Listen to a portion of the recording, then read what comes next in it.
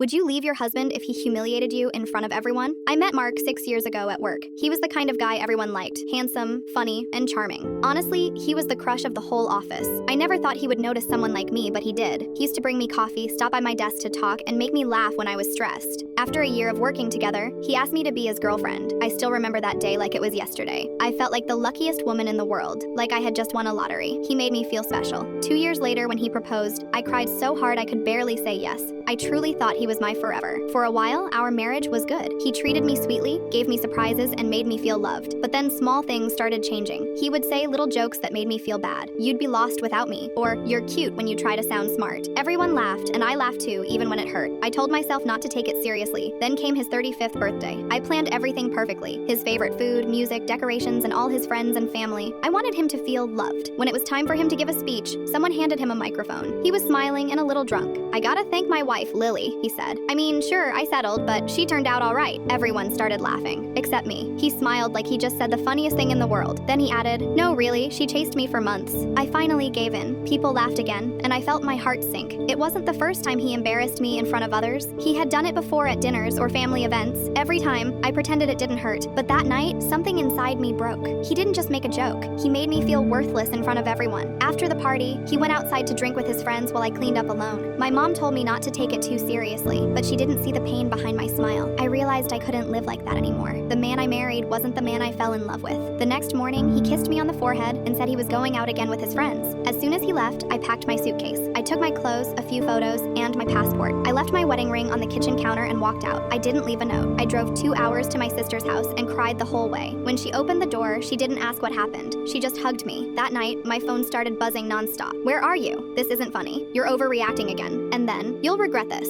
His last message didn't scare me. It only proved I made the right choice. A couple of days later, he showed up at my sister's house with flowers. He said it was just a joke, that he didn't mean it, but I'd heard that before. "If it was a joke," I said, "then why am I always the one who gets hurt?" He promised therapy and said he'd change, but I didn't believe him anymore. A week later, I got a small box in the mail. Inside was my wedding ring and a note that said, "If you really loved me, you'd come home." I stared at it and felt a strange kind of peace. I finally knew I didn't need to go back.